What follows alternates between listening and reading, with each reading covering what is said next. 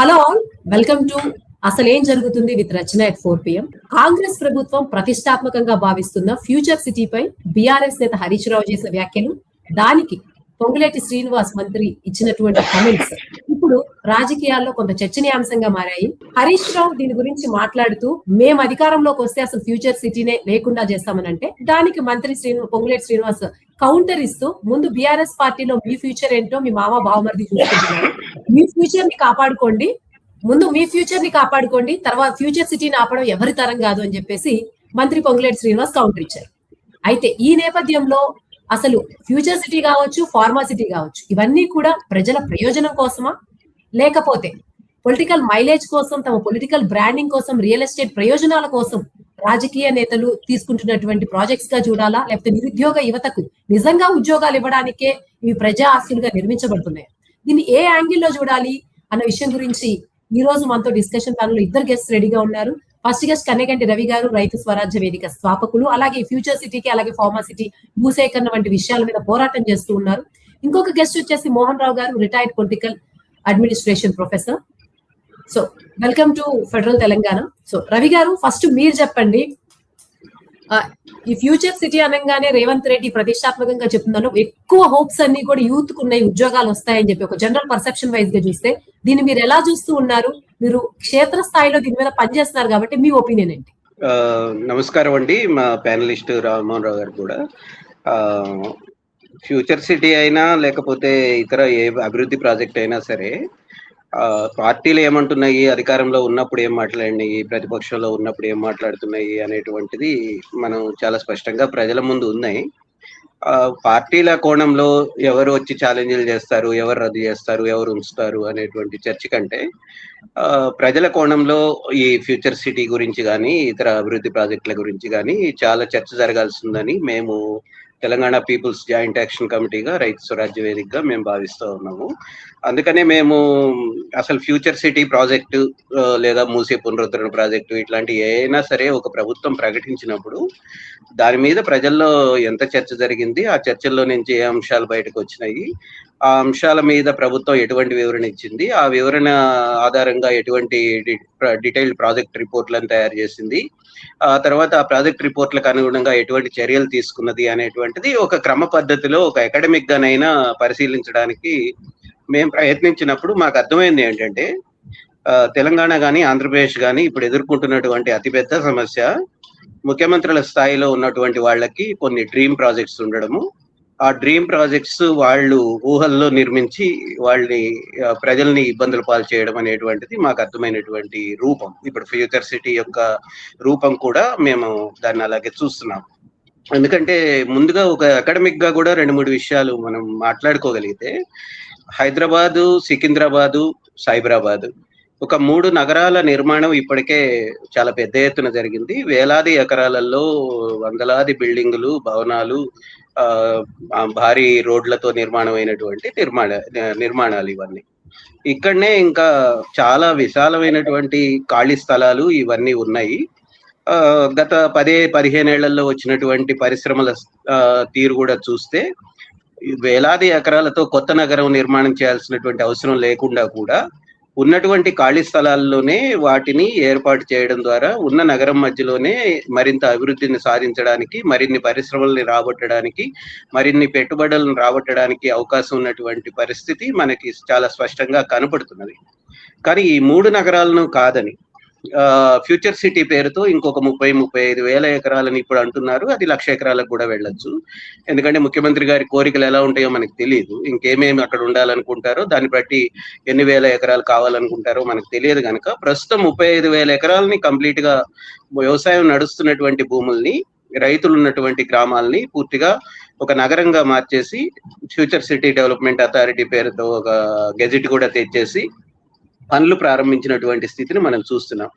సాధారణంగా చరిత్ర మొత్తంగా భారతదేశంలోనైనా ఇతర దేశాల్లోనైనా నగరాల నిర్మాణాన్ని మనం చూస్తే, నగరాలు ఎప్పుడూ కూడా చిన్న గ్రామాల నుంచి పట్టణాలుగా అభివృద్ధి చెందడం, పట్టణాల నుంచి నగరాలుగా విస్తరించడం, క్రమంగా ఒక క్రమ పద్ధతిలో అభివృద్ధి చెందుతూ ఉండదాన్ని చూస్తాం. కానీ గత 20-30 ఏళ్ల ట్రెండ్ ఏమిటంటే, మోడీ అహ్మదాబాద్ పక్కన ఒక నగరాన్ని నిర్మించిన, లేకపోతే చంద్రబాబు నాయుడు గారు ఇప్పుడు అమరావతిని నిర్మిస్తున్నా, ఇప్పుడు రేవంత్ రెడ్డి గారు ఒక ఫ్యూచర్ సిటీ పేరుతో నగరాన్ని నిర్మిస్తున్న, కొత్త నగరాల నిర్మాణ పేరుతో జరుగుతున్నదంతా కూడా కేవలం భూదందా తప్ప, లేకపోతే ఒక ప్రాజెక్టుల పేరుతో కాంట్రాక్టులు, కమిషన్లు అనేటువంటిది తప్ప, లేదా పెద్ద ఎత్తున కార్పొరేట్ కంపెనీలకి, ప్రైవేట్ కంపెనీలకి వందల ఎకరాలని కట్టబెట్టేటువంటి పథకం తప్ప ఇది ప్రజల కోణంలో రూపొందించబడినటువంటి ప్రాజెక్ట్ కాదు. ప్రజలకి, రాష్ట్ర ప్రజలకి, ముఖ్యంగా రాష్ట్ర గ్రామీణ ప్రజలకి, లేదా మధ్యతరగతి ప్రజలకి, లేదా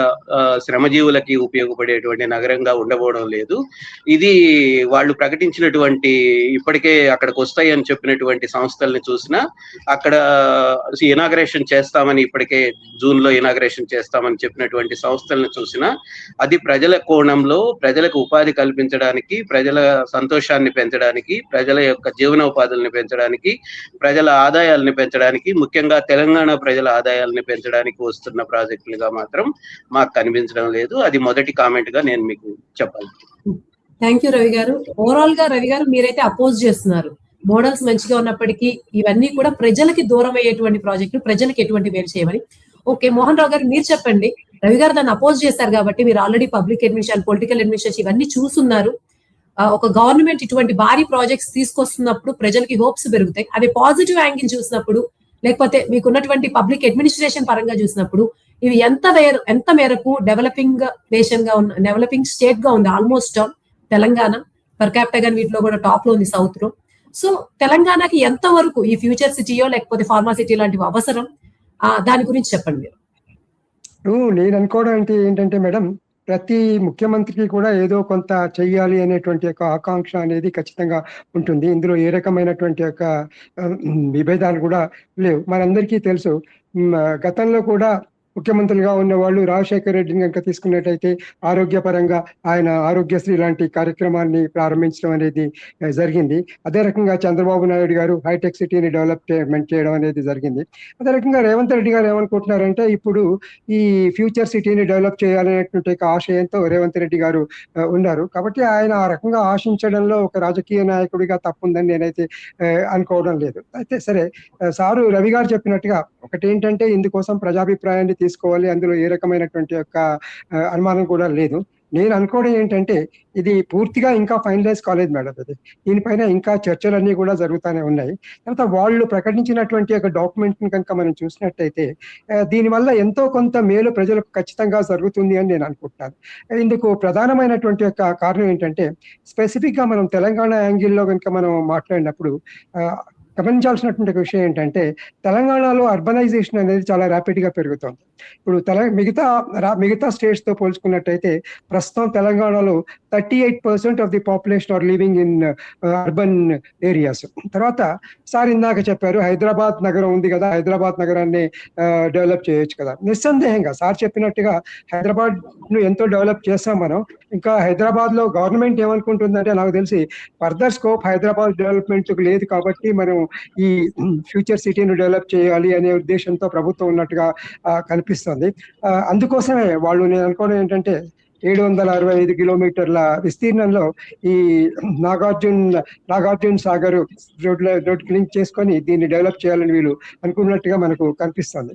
ఇక్కడ ఏంటంటే, సార్ చెప్పారు, దీనివల్ల ప్రజలకు ఏ రకమైనటువంటి యొక్క ప్రయోజనం కలుగుతుంది అనేటువంటి అంశాన్ని సార్ చెప్పడం అనేది జరిగింది. నిజమే, ప్రభుత్వం ఏ పని చేసినా కూడా ప్రజలకు ఎంతో కొంత మేలు అనేది జరగాలి. ఇక్కడ ప్రజలకు మేలు జరగకుండా ఏ కార్యక్రమాన్ని చేపట్టినా కూడా దాన్ని మనం డెఫినెట్ గా ప్రశంసించలేము. ఈ హైటెక్, ఇది ఫ్యూచర్ సిటీని గురించి మనం మాట్లాడినప్పుడు, ఫ్యూచర్ సిటీలో కొన్ని మంచి అంశాలు నాకు కనబడ్డాయని తెలుస్తుంది మేడం.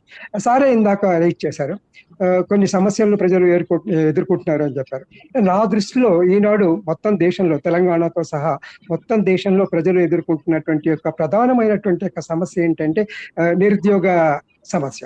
ఈ నిరుద్యోగ సమస్యను పారదోలాల్సినటువంటి అవసరం అనేది నేడు అన్ని రాష్ట్ర ప్రభుత్వాలు, కేంద్ర ప్రభుత్వంతో పాటు తెలంగాణ ప్రభుత్వం పైన కూడా ఖచ్చితంగా ఉంది అని మనం చెప్పుకోక తప్పదు. అయితే ఇక్కడ ఇంకొక గమనార్హమైనటువంటి విషయం ఏంటంటే, మనం నిరుద్యోగ సమస్యల గురించి మాట్లాడినప్పుడు ప్రతి ఒక్కళ్ళు కూడా ఏమంటారంటే ప్రభుత్వం ఉద్యోగాలు కల్పించట్లేదు, ప్రభుత్వం ఉద్యోగాలు కల్పించట్లేదు. ఈ సందర్భంగా మనం గుర్తుపెట్టుకోవాల్సినటువంటి విషయం ఏంటంటే, మీరు స్పెసిఫిక్ గా political science public administration lecture ప్రస్తావించారు కాబట్టి, ఏ ప్రభుత్వం కూడా, అది even in a developed country like America, ప్రభుత్వ రంగంలో ప్రభుత్వంలో ఉద్యోగాలు అందరికీ కల్పించడం అనేది ఎప్పుడు కూడా వీలు పడదు మేడం. ఉద్యోగ కల్పన అనేది జరగాలి అంటే ప్రముఖంగా పారిశ్రామిక అభివృద్ధి అనేది జరగాల్సినటువంటి యొక్క అవసరం ఉంది. ఈ ఫ్యూచర్ సిటీ యొక్క చాలా ముఖ్యమైనటువంటి యొక్క ఆశయం ఏంటి అంటే పారిశ్రామిక అభివృద్ధి. అయితే ఇక్కడ గమనార్హమైనటువంటి విషయం ఏంటంటే, పారిశ్రామిక అభివృద్ధి అనేది ఆటోమేటిక్ గా ఎప్పుడు కూడా జరగదు, మనందరికీ తెలిసినటువంటి యొక్క విషయమే. అందులో ప్రస్తుతం ఉన్నటువంటి యొక్క పరిస్థితులు కనుక మనం చూసినట్టయితే, ప్రతి రాష్ట్రం కూడా తెలంగాణ రాష్ట్రంతో పోటీ పడుతుంది. ప్రతి రాష్ట్రం కూడా ఫారిన్ ఇన్వెస్టర్స్ ఏమంటారంటే, మీరు మా రాష్ట్రంలో వచ్చి పరిశ్రమలు పెట్టండి, మేము మీకు అవసరమైనటువంటి యొక్క ఇన్ఫ్రాస్ట్రక్చర్ ఫెసిలిటీస్ కల్పిస్తాము అని చెప్తున్నారు. ఇక్కడ ఫ్యూచర్ సిటీని గురించి మనం మాట్లాడినప్పుడు ముఖ్యంగా రేవంత్ రెడ్డి ప్రభుత్వం ఈ ఇండస్ట్రియలిస్ట్ చెప్పింది ఏంటంటే, మీకు అవసరమైనటువంటి యొక్క ఒక ఇండస్ట్రీను డెవలప్ చేయాలంటే అందుకు అవసరమైనటువంటి యొక్క ఇన్ఫ్రాస్ట్రక్చర్ డెవలప్మెంట్ అనేది చాలా అవసరం. పర్టికులర్ గా మనం ఎప్పుడైతే ఈ ఫారిన్ ఇన్వెస్ట్మెంట్ ను ఎక్స్పెక్ట్ చేస్తున్నామో, అప్పుడు వాళ్ళ స్టాండర్డ్ లో, వాళ్ళ రేంజ్ లో మనం వాళ్ళకి అవసరమైనటువంటి ఒక ఇన్ఫ్రాస్ట్రక్చర్ ను డెవలప్ చేసి వాళ్ళకి ఇవ్వాల్సినటువంటి యొక్క అవసరం ఉంది. తర్వాత ఇటీవల గవర్నమెంట్ కొన్ని ఆర్డర్స్ ఇష్యూ చేసింది. గవర్నమెంట్ ఇష్యూ చేసినటువంటి ఆర్డర్స్ లో ఉన్నటువంటి ఒక ప్రధానమైనటువంటి అంశం ఏంటంటే, ఈ గవర్నమెంట్ అనేది వీళ్ళ అధికారులకు స్పష్టమైనటువంటి యొక్క ఆదేశాలు ఇవ్వడం అని జరిగింది. అందులో వాళ్ళు పేర్కొన్నటువంటి యొక్క గమనార్హమైనటువంటి అంశం ఏంటంటే, మనం ఫారిన్ క్యాపిటల్ ను ఎక్స్పెక్ట్ చేస్తున్నాం కాబట్టి వారి స్థాయిలో అవసరమైనటువంటి యొక్క ఇన్ఫ్రాస్ట్రక్చర్ ను డెవలప్ చేయడానికి అవసరమైనటువంటి యొక్క పరిస్థితులను కల్పించి తర్వాత మీరు దీనికి అవసరమైనటువంటి ఇంకా ల్యాండ్ ను అలాట్ చేయండి అని అధికారులకు ఉత్తర్వులు ఇవ్వడం అనేది జరిగింది. ఇది ఒక రకంగా మంచిదే అని కాబట్టి అది ఒక మంచి నిర్ణయం అని నేను అనుకుంటున్నాను. తర్వాత ఇంకొకటి ఏంటంటే, మనకు ఈ ఫ్యూచర్ సిటీని గురించి మనం మాట్లాడినప్పుడు ఇన్ఫ్రాస్ట్రక్చర్, ఇప్పుడు సార్ ఇందాక చెప్పినట్టుగా హైదరాబాద్ సిటీలో కనుక మనం చూసినట్టయితే, మనం పనిచేసే చోట ఒక దగ్గర ఉంటుంది, స్కూల్ ఇంకొక దగ్గర ఉంటాయి, హాస్పిటల్స్ ఇంకో రకంగా ఉంటాయి. కాబట్టి వీటన్నిటికీ అతీతంగా అంటే వాకబుల్ డిస్టెన్స్ లో ఈ ఫెసిలిటీస్ అన్ని కూడా ఫ్యూచర్ సిటీలో కల్పించాలి అనేటువంటి ఒక ఆశయంతో ప్రభుత్వం ఉన్నట్టుగా మనకు కనిపిస్తుంది. ఒకవేళ నిజంగా కనుక ఇవన్నీ జరిగినట్టయితే డెఫినెట్ గా ఫ్యూచర్ సిటీకి సంబంధించినటువంటి అంశాన్ని స్వాగతించడంలో తప్పు ఉందని నేను అనుకోవట్లేదు. థ్యాంక్ యూ మోహన్ రావు గారు. Now coming to Kanniganti Ravi గారు, మీరు చెప్పండి. ఇందాక మీరు చెప్తూ ఇవన్నీ కూడా ముఖ్యమంత్రి ఊహల్లో ఉన్నాయి, ప్రజలకు దూరంగా ఉన్నాయి అన్నారు. సో ఈ మొత్తం ఫ్యూచర్ సిటీ మోడల్ లేదా ఫార్మసిటీ ఏదైనా కావచ్చు, ఇటువంటి మోడల్స్ ప్రజలకి దగ్గరగా ఉండాలంటే ఇప్పుడున్నటువంటి తెలంగాణలో మీరు క్షేత్రస్థాయిలో చూస్తున్నారు కాబట్టి మోడల్ లో ఎటువంటి మార్పులు ఉంటే అది ప్రజలకి దగ్గరగా అవుతుందని మీరు అనుకుంటున్నారు, చెప్పండి. మేము చాలా కాలంగా ఈ విషయాల మీద ఒక పౌర సమాజ వేదికగా రాస్తున్నాము, మాట్లాడుతున్నాము, ప్రభుత్వాన్ని చాలా ప్రశ్నలు ఇప్పటికే అడుగున్నాము. అయితే ప్రభుత్వం వాటి మీద ఒక ప్రశ్నకు కూడా సరైనటువంటి జవాబు ఇవ్వలేదు. అయితే ప్రభుత్వంలో ఒక విధానంగా ఫ్యూచర్ సిటీని నిర్మించడం అనేది తీసుకొస్తున్నది, అది సరైనటువంటి ధోరణిలోనే ఉంది, బాగానే ఉంది అని మోహన్ రావు గారు లాంటి వాళ్ళు సమర్థిస్తున్నప్పుడు, నేను ఆయనకైనా కొన్ని నిర్దిష్టమైనటువంటి ప్రశ్నలు వేసి ఆయన నుంచి కొంత జవాబు వినాలి, అది ప్రభుత్వం కూడా అట్లాగే ఆలోచిస్తుందా లేదా అనేది నేను అర్థం చేసుకోవడానికని నేను అనుకుంటున్నాను. మొదటిది ఏంటంటే, తెలంగాణకైనా భారతదేశానికైనా భూమి విస్తీర్ణం అనేటువంటిది పెరగదు, జనాభా పెరుగుతూ ఉంటుంది, అవసరాలు పెరుగుతూ ఉంటాయి. కానీ తెలంగాణకి ఇప్పటిదాకా ఒక వ్యవసాయ విధానము లేదు, ఒక భూమి వినియోగ విధానం కూడా లేదు. భూమి వినియోగ విధానం లేకుండా ఒక పరిశ్రమకైనా ఒక సంస్థకైనా ఎంత భూమిని కేటాయించాలి అనేటువంటిది ఎవరు నిర్ణయిస్తున్నారు? అటు అమెజాన్ కైనా, లేకపోతే రేపు రిలయన్స్ కైనా, రేపు ఇంకోటి తీసుకొచ్చేటువంటి హెడ్రో డ్రగ్స్ కైనా, అసలు ఒక సంస్థ నెలకొల్పడానికి ఎంత భూమి కావాలి అనేటువంటి విధానం మనకేమీ లేనప్పుడు ఎవరు నిర్ణయిస్తున్నారు ఈ ఎకరాలని కేటాయించేటువంటి పద్ధతి అనేది మొదటి ప్రశ్న.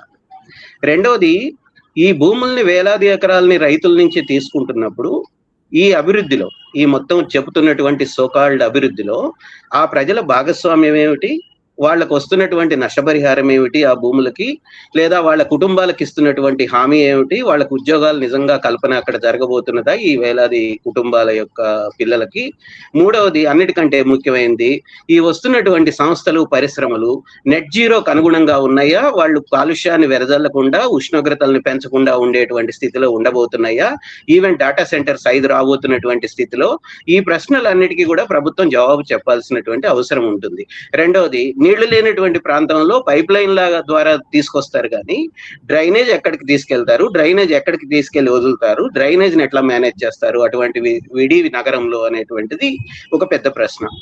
అట్లాగే ఆ ప్రాంతంలో నిరక్షరాస్యులైనటువంటి ప్రజలు ఉన్న మాట నిజము, కానీ వ్యవసాయం మీద ఆధారపడినటువంటి వేలాది కుటుంబాలు అక్కడ 54 గ్రామాల్లో ఉన్నాయి. ఆ 54 గ్రామాలని నగరంలో భాగం చేయడము, మెల్లమెల్లగా అక్కడి నుంచి డిస్లొకేట్ చేసి ఎవరో న్యూయార్క్ వాసులు వచ్చి ఇక్కడ ఇళ్లు కట్టుకుంటారు అని రేవంత్ రెడ్డి గారు ఏదైతే ప్రకటనలు చేస్తున్నారో, వీళ్ళందరినీ డిస్లొకేట్ ఎక్కడికి చేస్తారు, వాళ్ళందరి యొక్క భవిష్యత్ ఏం కాబోతున్నది, వాళ్ళందరికీ జీవనోపాధులు ఎట్లా ఏర్పడబోతున్నాయి, వాళ్ళందరి యొక్క ఆదాయాలు ఎట్లా పెరగబోతున్నాయి, మొత్తం రాష్ట్రాన్ని వదిలిపెట్టండి. ఇంకో మాట, ఈ వస్తున్నటువంటి సంస్థల్లో చివరి ప్రశ్న నాది మోహన్ రావు గారికి, నేను ఆ తర్వాత మళ్ళీ కొన్ని విషయాల్ని మోహన్ రావు గారి జవాబు తర్వాత ప్రస్తావించాలనుకుంటున్నాను. ఈ మొత్తం సంస్థల్లో ఆ గ్రామాల యువతకి, ఆ గ్రామాల మహిళలకి, ఆ గ్రామాల్లో భూములు కోల్పోతున్న రైతులకి ఉపాధి అవకాశాలు కల్పించడానికి మీకు ఏమైనా అవకాశం ఉందా? అక్కడ 2 కోట్ల రూపాయల ఎకరం ఉన్నటువంటి భూమిని 35 లక్షలు ఇచ్చి తీసేసుకోవడానికి ప్రయత్నం చేస్తున్నప్పుడు వాళ్ళ జీవనోపాధి కల్పించడానికి మీకున్నటువంటి ప్రణాళికలు ఏమిటి?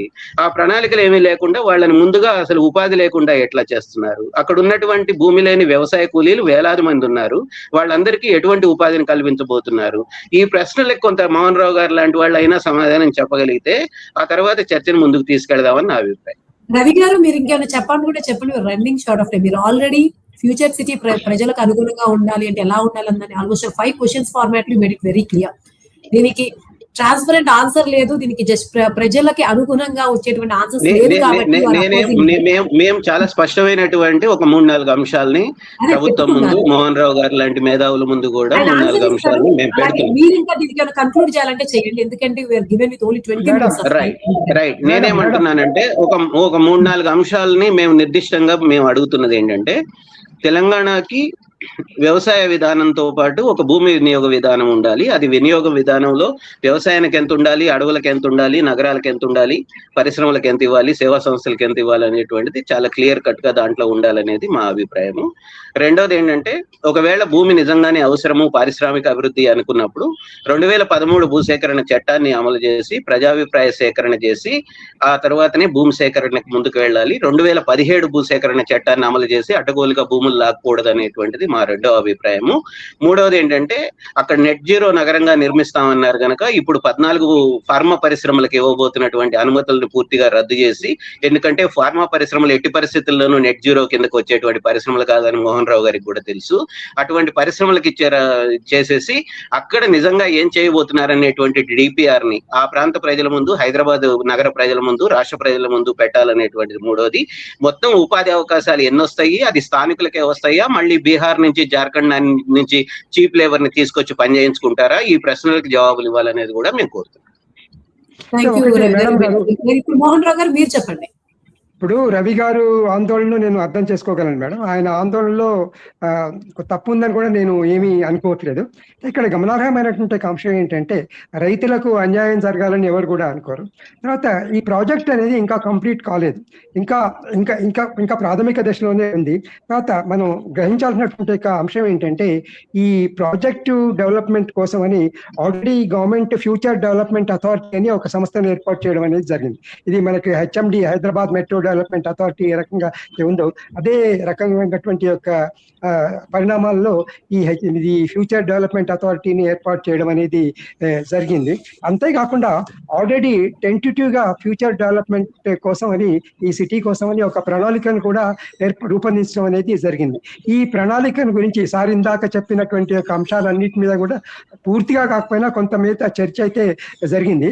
చర్చ జరగడమే కాదు, ఈ అంశానికి సంబంధించినటువంటి అంశాలపైన ఇటీవల ముఖ్యమంత్రి గారు కూడా ఈ అంశాలకు సంబంధించి రివ్యూ చేయడం అనేది జరిగింది. రివ్యూ చేయడమే కాకుండా క్షమించాలి నన్ను. అటువంటి రిపోర్ట్ ఏదైనా ఉంటే ఈ జూమ్ కాల్ తర్వాత అయినా మీరు మాకు షేర్ చేయగలిగితే చాలా బాగుంటుంది సార్. నేను ట్రై చేస్తాను సార్, డెఫినెట్ గా ట్రై చేస్తాను. రిపోర్ట్ సంథింగ్ ఇన్ఫర్మేషన్ ఉన్నది, ఇన్ఫర్మేషన్ ఉంది అది, ఎందుకంటే సీఎం కూడా రివ్యూ చేయడం అనేది జరిగింది.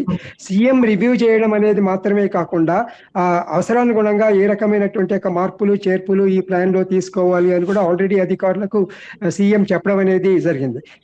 న్యూస్ పేపర్ న్యూస్ సార్, అది అంతా న్యూస్ పేపర్ న్యూస్ కదా.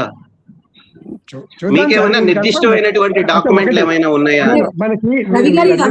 పబ్లిక్ డొమైన్ లో పెట్టాలి, ఫ్యూచర్ సిటీ డెవలప్మెంట్ అందరికీ యాక్సెస్ లో ఉండాలని మీ పాయింట్ అంతేనా? అవునండి. అది మోహన్ రావు గారు లాంటి వాళ్ళకి ఏమైనా అందుబాటులో ఉన్నాయేమో మాకు తెలియదు. మేము రోజు అక్కడే పనిచేస్తున్నాం కనుక మాకైతే ఏమి దృష్టిలో లేవు. అది పబ్లిక్ డొమైన్ లో అట్లాంటివన్నీ పెట్టేస్తే బాగుంటుందని. తర్వాత ఇంకొకటి ఏంటంటే చాలా ముఖ్యమైనటువంటి విషయం ఏంటంటే, ఇది ఎక్కడ కూడా పూర్తిగా ఇంకా కంప్లీట్ అయినటువంటి ప్రాజెక్ట్ కాదు మేడం. దీనిపైన ఇంకా అపోహలు చాలా ఉన్నాయి. సార్ చెప్పినట్టుగా ఇది ఒక ఊహాజనితమైనటువంటి ప్రాజెక్ట్ అనేది నా యొక్క అభిప్రాయం. I to agree that there is need to discuss more about this particular project. తర్వాత వీళ్ళు ఏంటంటే ఇప్పుడు ఉన్నటువంటి సమస్యలు లేని ఒక నూతన నగరాన్ని నిర్మించాలి అనేటువంటి ఒక దృక్పథంతో గవర్నమెంట్ కు ముందుకొచ్చింది. ఈ ఒక నూతన దృక్పథంతో గవర్నమెంట్ అనేది ముందుకు వచ్చినప్పుడు డెఫినెట్ గా సార్ చెప్పినటువంటి సమస్యలు కొన్ని ఖచ్చితంగా ఉండవని నేను అనట్లేదు. అయితే సార్ చెప్పినట్టుగా గవర్నమెంట్ కూడా నేను అనుకోవడం ఏంటంటే సార్ లాంటి వాళ్ళతో డిస్కస్ చేసి ఇందుకు ఈ సమస్యలను ఎదుర్కోవడానికి అవసరమైనటువంటి చర్యలు తీసుకునే అవకాశం ఉందేమో అని నేను అనుకుంటున్నాను. తర్వాత ఇంకోటి కూడా ఏంటంటే, ఈ ప్రాజెక్ట్ గురించి మనం మాట్లాడినప్పుడు వీళ్ళు గ్రీన్ సిటీ మన గ్రీన్ కారిడార్ కూడా డెవలప్ చేస్తామని వీళ్ళు చెప్పడం అనేది జరిగింది. తర్వాత ఆ ప్రాంతంలో ఉన్నటువంటి వాళ్లకు ఈ ల్యాండ్ అనేది గవర్నమెంట్ తీసుకుంటుంది కాబట్టి ఒకటి ఏంటంటే అవసరమైనటువంటి కాంపెన్సేషన్ ఖచ్చితంగా ఇస్తారని నేను అనుకుంటున్నాను. ఒకవేళ అట్లా ఇవ్వకపోయినట్టయితే డెఫినెట్ గా ప్రజా సంఘాలనే సార్ లాంటి వాళ్ళు ఉన్నారు, మేము మాలాంటి వాళ్ళని కూడా ఊరుకోం, డెఫినెట్ గా అందుకోసం పోరాటం అనేది ఖచ్చితంగా జరుగుతూనే ఉంటుంది. తర్వాత ఇంకోటి ఏం చెప్పారంటే సారు, జార్ఖండ్ లాంటి వాళ్ళని తీసుకొని డౌట్ కూడా సార్ ఎక్స్ప్రెస్ చేయడం అనేది జరుగుతుంది. ఆ రకంగా అంటే సార్ ఆ డౌట్ ఎందుకు ఎక్స్ప్రెస్ చేశారంటే, జార్ఖండ్ లాంటి చోట్లంటి తీసుకొచ్చి పెట్టినట్టయితే వాళ్ళు చీప్ లేబర్ ఉంటుంది కాబట్టి వాళ్ళని పెడతారేమో అన్నటువంటి దీంతో చెప్పడం జరిగింది. కాకపోతే అట్లా చేస్తారని నేను అనుకోవట్లేదు. ఎందుకంటే ఒకవేళ నిజంగా కనుక అట్లా చేసినట్టయితే సార్ చెప్పినట్టుగా ప్రజా ఉద్యమం అనేది డెఫినెట్ గా జరుగుతుంది. కాబట్టి ఇది ఇంకా తొలి దశలోనే ఉంది కాబట్టి దీని మీద ఇప్పుడే ఏమంటారు దానికి కన్క్లూజన్కి వచ్చి నెగటివ్ గా ఆలోచించడం అనేది సరిగ్గా కాదనేది మాత్రమే నా అభిప్రాయం. డెఫినెట్ గా సార్ లాంటి వాళ్ళు డెఫినెట్ గా గవర్నమెంట్ ముందుకు తమ అభిప్రాయాలను తీసుకెళ్లొచ్చు, తమ అభ్యంతరాలను తీసుకెళ్లొచ్చు, చర్చలకు అవకాశం ఖచ్చితంగా ఉంది అని నేను అనుకుంటున్నాను madam. Thank you Ravi garu, Mohan రావు గారు, థ్యాంక్ యూ సో మచ్. అయితే ఫైనల్ గా మనం ఈ విషయం గురించి కన్క్లూడ్ చేయాల్సింది ఏంటంటే, ఐదర్ ఫ్యూచర్ సిటీ లాంటి ప్రాజెక్టులు రవి గారు రైజ్ చేసినటువంటి ప్రైమరీ క్వశ్చన్స్ అబ్జర్వ్ చేస్తే భూసేకరణ విధానం కావచ్చు, పాపులేషన్ పెరుగుతుంది, ల్యాండ్ పెరగదు, మరి దీనన్నిటికీ కూడా ప్రజలందరికీ ఆన్సర్ చేసి ఎవరైతే భయపడుతూ కొంత దీనివల్ల నష్టపోతామనో లేకపోతే ఎన్వైరన్మెంట్ పరంగా చూసినా అవకాశాల పరంగా చూసినా ఎటువంటి నష్టాలుంటే వీటి గురించి ఒక ట్రాన్స్పరెన్సీ అనేది గవర్నమెంట్ నుంచి లేకపోవడమే ఈ రోజు ఉద్యమిస్తున్న రవి గారు లాంటి వాళ్ళు కావచ్చు, మిగిలిన వాళ్ళకి ఒక ఊతా అయితే ఇస్తుంది. ఇంకోవైపు మనం మోహన్ రావు గారిది చూస్తే ఒక డెవలపింగ్ స్టేట్ గా ఉంది, అలాగే తెలంగాణ ఉంది కదా, కొంత మేలు చేయాలనే దృక్పథంతోనే ప్రభుత్వం చేస్తుంది. కాకపోతే ఈ క్వశ్చన్స్ అన్నిటికీ ఆన్సర్ చేయాలి అని ఆయన కన్క్లూజన్.